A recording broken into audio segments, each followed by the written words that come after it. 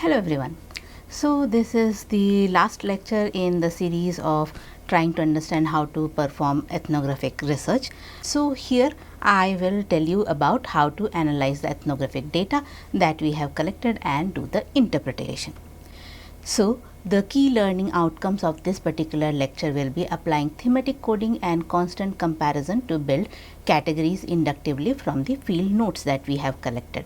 Then we will be writing thick descriptions that preserves the context, the nuance and the participant meanings. I will identify design opportunities from them. These might be in terms of the unmet needs, workarounds, tensions and cultural meanings. Then I will also integrate these ethnographic findings into design briefs, personas and design directions. So let's get started. So what is this thematic coding of ethnographic data? It is pretty much similar to what we discussed in the last week when we were talking about qualitative research methods, and we discussed as the last lecture over there also on how to do thematic coding. So we will build further on what we discussed in the last week and look at some more examples. So thematic coding identifies patterns in the field notes through repeated reading, comparison across data and inductive category development. It is a bottom-up coding and it reveals themes grounded in the data. So last week when we were talking about coding, we discussed that there were three types of coding methods. You can do inductive coding, you can do deductive coding and you can do in vivo coding. Here in this ethnographic data, because we have so much rich contextual data, I will start with discussing how to perform inductive coding, which is like the codes appear from the field. There is no predetermined codes as it happens in deductive coding. The only difference between the inductive coding and deductive coding is in deductive coding you already have the codes and you read through all the data and try to identify the occurrences of those codes. So what we do in this coding process is we are also comparing constantly between different observations from different participants, and we try to ensure as much rigor as possible. So in order to do this thematic coding, first we will read and reread all the field notes multiple times. We will try to first create a holistic impression. So maybe if I have done, let's say, 50 ethnographic research with 50 participants, then I will pick out some 10 of them and read and reread a couple of times till I have a holistic impression of what kind of data is appearing. Then I will start doing the coding process where we do this sentence by sentence, paragraph by paragraph reading and try to identify meaningful chunks. So that brings us to the initial coding. Here we label meaningful segments with certain codes. The codes can be in vivo, which means we will be using the participant's language, or it can be descriptive by using the researcher's language, and we will keep these codes close to the data. So then we will do this constant comparison where we will compare each new observation to the previous codes, and we will see does it fix existing codes, or do we need to create new codes, or do we need to refine the existing codes, and then we again go back to the previously coded items to check whether the refinement still works over there, whether the new codes that I have identified in the new pieces were they also available in the old pieces or not. So this ensures consistency and rigor. So after we have done with the initial coding, we get on to focused coding. Here we identify the most frequent or significant codes. We also group the related codes into categories, and we develop higher order themes that capture patterns. Then we move on to axial coding, where we explore relationship between themes, what conditions lead to this particular behavior, what are the consequences, and build conceptual models linking the themes. Then we will write a thick description, which is synthesizing themes into rich narratives, descriptions which preserve the context, the participant voice and the nuances, and we move from codes to stories grounded in evidence. Now let's see with an example how to do each of these steps. So this is one of my field note which I will first take for this inductive coding. So the field note says P4, so I have codified the participant already. P4 arrives with a laptop and headphones. The cafe Wi-Fi is patchy, so she tethers to her phone just in case. She angles the screen away from the door, then places a thick hardcover book face up beside the laptop. Every 15 minutes or so, she stops, stretches and looks out the window for exactly one song. When her friend Tara joins, they work side by side without really talking for nearly an hour. P4 keeps her phone face down and swipes notifications away without reading them. So you can see I have highlighted certain parts of the description, the field notes that I have. So I will do the initial coding. So the initial coding has to be as close as possible to the data. So my first one is tethers to her phone just in case the Wi-Fi in the cafe does not work. So I will put that as a code, which I am calling it as workaround. The second one is angles the screen away from the door. So she is trying to do some kind of environmental adaptation. Hardcover book face up beside the laptop. So it is trying to show her status display, maybe do not disturb me, or the kind of work she is trying to do. Then I have stops, stretches and looks out the window for exactly one song. So this is a ritualized pause that I observed that she is doing every 15 minutes. Then work side by side without really talking. So there is a social proximity for work as well. Swipes notifications away without reading them. So there is a digital boundary also which she has created. Now after I am done with this particular initial coding, I will move on to the next participant. So my next participant is codified as P7. So P7 starts dinner with 2 pans on the stove and a video call open on the counter tablet. She keeps both hands moving while she talks, stirring with her right hand, slicing onions with her left. She leans in to smell the oil before adding garlic, then calls her son over and points at the timer without speaking. He nods and takes over the stirring. P7 checks the rice exactly when the kettle whistles, as if the two are linked.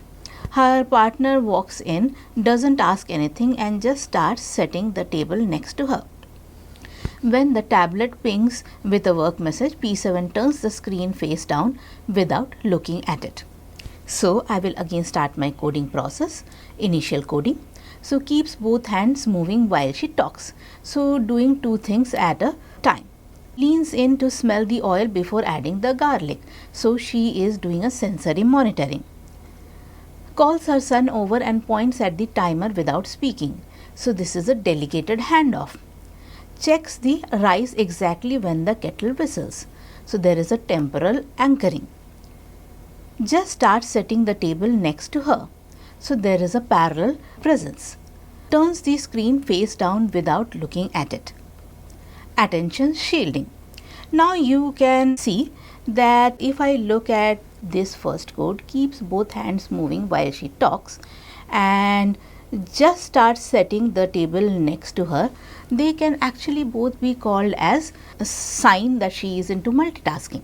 Because this is my initial first phase of coding, it is a good idea that I don't club them into one particular category. I am trying to still see that they are different categories, because in keep both hands moving while she talks, I am talking about doing 2 things simultaneously, whereas just start setting the table next to her, this is about a parallel presence. So it is not that she is exactly multitasking. She knows, okay, I am almost about to finish, so let me start setting up the table also. So there is a parallel presence of her between 2 different activities. So I put them down as 2 different codes. Later on I might combine them into a singular code. So in initial coding process, you try to be as close as to the activity or the line that you are highlighting and developing the code label. When I am writing down these codes, I should also create a definition of the code. So when for the first one I wrote workaround, I would call anything as workaround when there is a self fix when the expected tool or path fails or is risky. I observed this both in P4 and P7. Then there is sensory monitoring, using non-verbal senses to track an ongoing process. I observed this only in P7. the environmental adapt. I observed it only in P4 and I am defining as reshaping the physical setting to manage risk or focus. So every code that you write down, whether it is a in vivo or a descriptive code, you are supposed to write down the definition. It is also a good idea that you put down a example phrase so that you can come back to it and know and identify the cases in which it was applicable. So while I am doing this, I will constantly compare. So I did P4 first and now I went to P7. So I will say whether this new P7 observation, does it fit an existing code. So P7 behavior matches an existing code's definition with no change needed. So let's say the parallel presence, which was also present in P4. So P7 works side by side without really talking, same behavior, same meaning. So I can apply the code as is in, and I can also increment its case count. Let's say there is a case for refinement. So existing code captures the gist, but its definition needs to broaden or be tightened. So let's say workaround. So P7 swaps a missing measuring cup for a mug, extends code beyond the digital tool that I observed it in case of P4. So I will rewrite the definition and recheck P4 data against this new working definition. Is it still working or not? Then when do I create a new one? So P7 observation has no plausible match in the existing code book. So I saw sensory monitoring. So tracking by smell or sound your activity, what to do next. I did not see it in my previous cases. So I will add as a new code and then I will revisit P4 to check whether it was missed there or not. So after I am done with this initial coding, I will move on to the focused coding, where from many codes I am trying to reduce to fewer number of codes. So I promote the most frequent and analytically significant initial codes. I can also merge related ones into higher level categories. So the rule for promote the codes that earn it. So how will they earn it? So recur across cases, not just one side. Illuminate a process or relation, not just a feature. Connect to other codes, they hold things together, surprise the analyst or contradict prior reading. So let's say my initial 12 codes, they are collapsed into approximately 3 focused codes that carry the analytical weight. So let's look at it in terms of an example. So I have a focused code created which I am calling as companionable solitude. So P4 was reading at a cafe. P7 was cooking with partner nearby. So there is companionship, but within that companionship there is also some certain amount of solitude. So what are the initial codes that I am combining? Parallel presence, social proximity and ritualized pause. Then I have to also write down the description. So working alongside others with minimal verbal contact while signaling availability. So my next focused coding is embodied multitasking. So I saw P7 sinking the kettle and the rice, P4 pacing breaks with music. So I am calling this as embodied multitasking, wherein I am defining it as coordinating concurrent tasks through bodily rhythm and non-visual senses. So doing 2 things at a time is one of the code. Sensory monitoring, temporal anchoring, I am all combining into this focused code.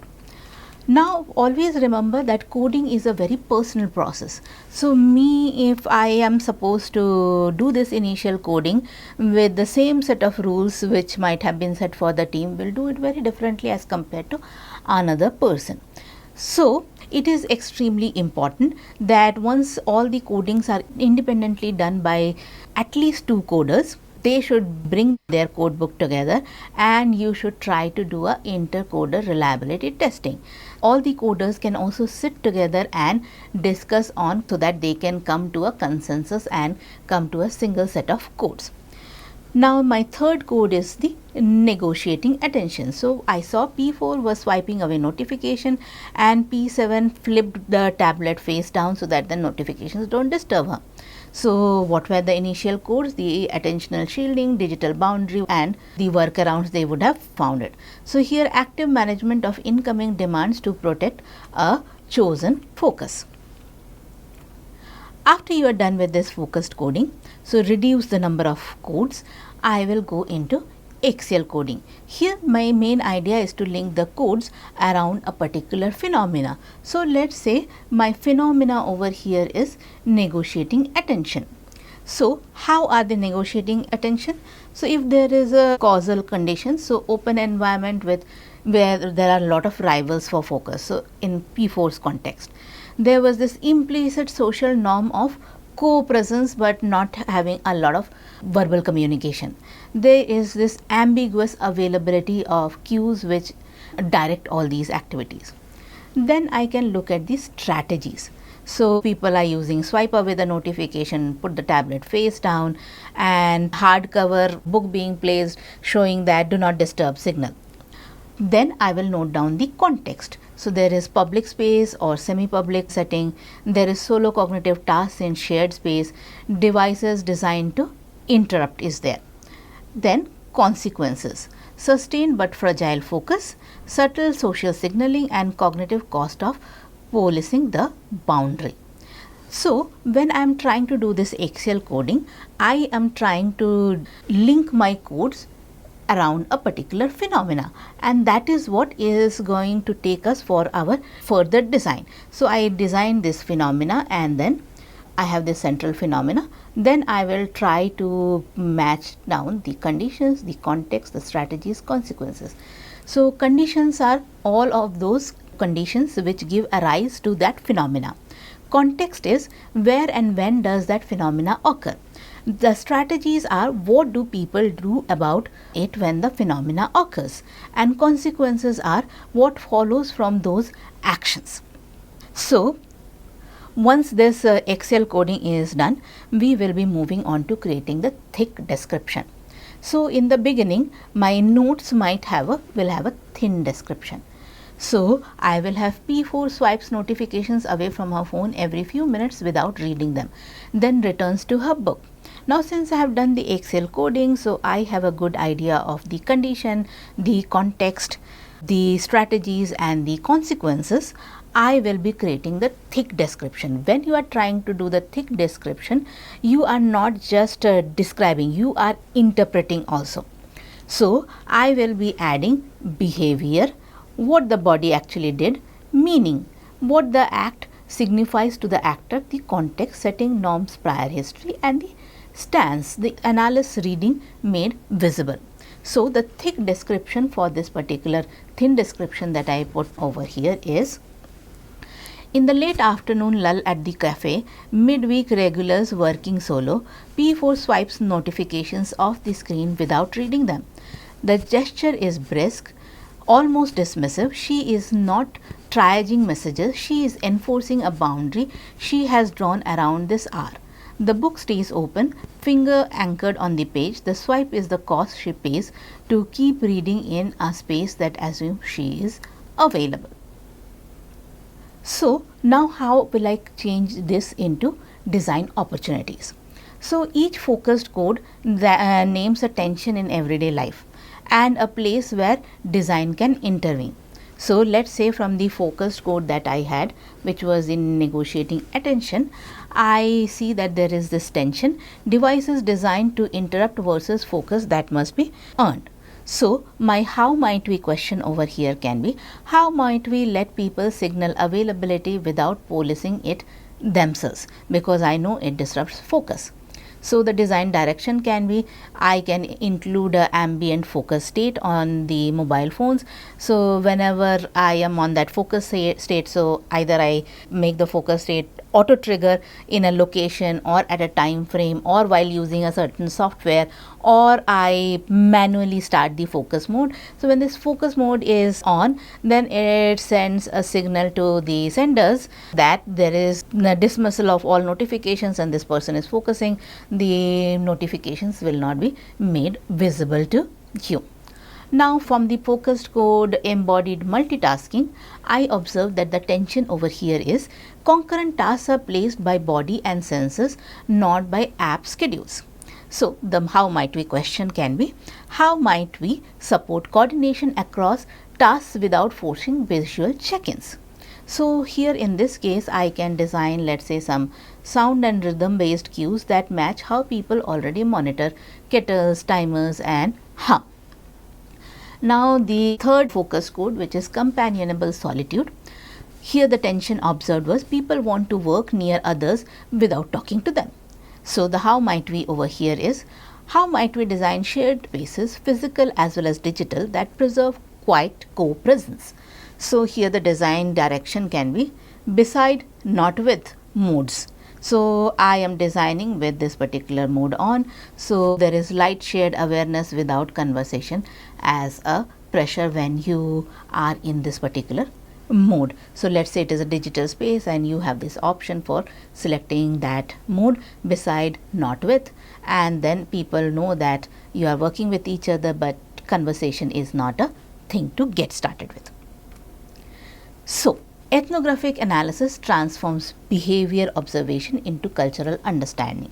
That's where design innovation lives, and that's why whenever we have such kind of a design context, we go for ethnographic research.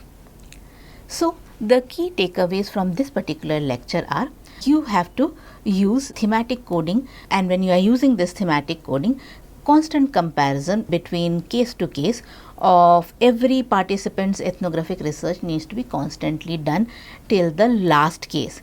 If even in the last case you are able to identify a new code which is appearing or need for refinement of a code, you will have to go back to all the other pieces to see whether it was available in those codes or not. So we build these things inductively from data rather than we are then testing some theory.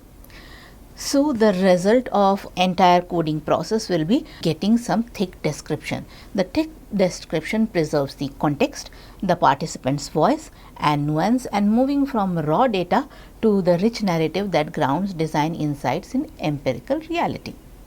We also are able to identify design opportunities. After doing this ethnographic analysis, we will look at all the focus codes. We will try to identify the tension which was apparent in that focused code, and then try to ask some how might we questions to see how can we resolve the tension and ideate to resolve the same. This helps you in digging deeper than behavior observation alone. So we then are able to do an integrated design. So effective design grounded in ethnography integrates findings into persona, design briefs and direction, ensuring innovation addresses real cultural understanding and not just designer assumptions. So when you saw the thick description of P4, it is basically writing down a persona for P4. More on details of how to write down persona will be taken up in subsequent lectures when we actually deeper into using all the user research that we have done and building personas, journey maps and design briefs. So that brings us to the end of this particular lecture. Here are some of the references for you, and thank you so much. See you in the next lecture.